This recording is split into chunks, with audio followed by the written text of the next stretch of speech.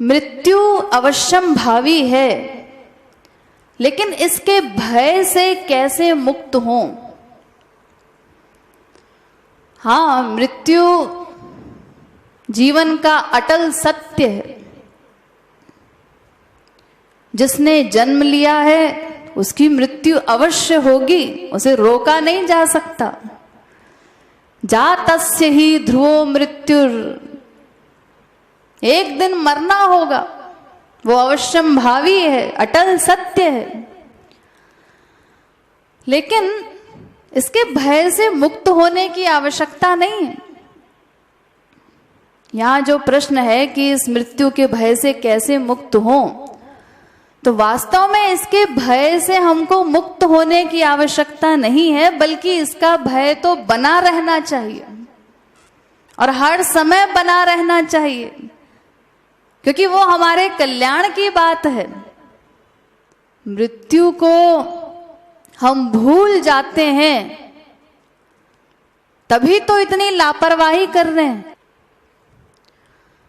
ये जितनी लापरवाही हमारी हो रही है, जितना प्रमाद हो रहा है साधना में, हम आगे नहीं बढ़ पा रहे हैं। क्यों? लापरवाही के कारण। और वो लापरवाही क्यों हो रही है? निर्भय होने के कारण। हमें अपनी मृत्यु का होश ही नहीं है कि अगला क्षण हमको मिले न मिले, किस प्रकार हमको सुधार करना है अपना। अगले क्षण जीवित रह सकें न रह सकें तो तुरंत अपना कल्याण कर लें, इस बात की चिंता ही नहीं है हमको।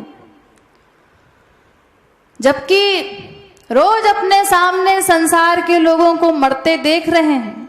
सवेरे सवेरे न्यूज़पेपर हाथ में लेते ही हम पढ़ते हैं कितने लोगों की मृत्यु के विषय में, किस किस के साथ क्या क्या घट रहा है रोज। चाहे टीवी में न्यूज़ देखें या अपने आस पड़ोस में भी दिन रात कभी यहां जाना है, ये मर गया वो मर गया। लेकिन बस शमशान तक जाते हैं, उस समय तक थोड़ा बहुत चिंतन होता है कि एक दिन हमको भी जाना है। थोड़ी देर के लिए वैराग्य होता है उसको जलते देख करके कि एक दिन हमारी भी ये दुर्दशा होगी। लेकिन घर आए फिर वापस उसी संसार में आसक्त हो गए, उसी संसार को अपना लक्ष्य बना लिया, अपना मेन एम भूल जाते हैं। इसको शमशान वैराग्य कहते हैं। थोड़ी देर के लिए वैराग्य हुआ संसार से, अपनी मृत्यु का होश आया, लेकिन इसके बाद जब घर आए फिर सब भूल गए। तो मृत्यु का भय देकर के तो भगवान ने हमारा बहुत बड़ा कल्याण किया है।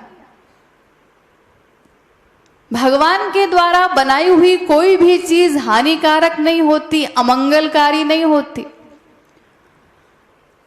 मृत्यु के भय के कारण ही तो थोड़ा बहुत अभी जो चल रहे हैं वो इसीलिए चल रहे हैं कि कहीं ना कहीं थोड़ा बहुत भय है कि मरने के बाद क्या होगा।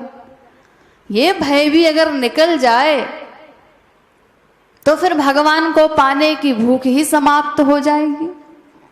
अमरत्व पाने की जो जिज्ञासा है अभी हमारे अंदर, उसी के कारण तो हम आगे बढ़ते हैं कि बार बार ये जन्म मरण का चक्कर न हो, ये सब कष्ट न भोगना पड़े। इसीलिए महापुरुषों ने तो बल्कि ये कहा है कि दो बातों को सदैव ध्यान रखना चाहिए, एक भगवान को और एक मृत्यु को। भूलना नहीं है मृत्यु को, उसके भय से मुक्त नहीं होना है, बल्कि हर समय भयभीत रहना चाहिए। दो बात को भूल मत, जो चाहसी कल्याण, राधे राधे। उन दो बातों को कभी नहीं भूलना है। नारायण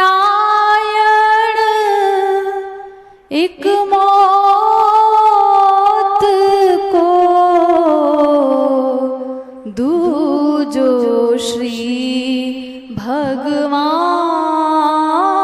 भगवान राधे राधे। एक मौत को और एक भगवान को, इन दोनों चीजों को सदैव याद रखना है। मृत्यु सिर पे मंडराती हुई दिखाई देगी हर समय, तो फिर हमें अपने कल्याण की चिंता भी रहेगी कि पता नहीं अगला क्षण मिले न मिले, यही क्षण हमारा अंतिम क्षण न हो जीवन का। इसीलिए हर क्षण का हम सदुपयोग करें, उसको साधना में लगाएं। तो ये हमारे लिए बहुत कल्याण की चीज है।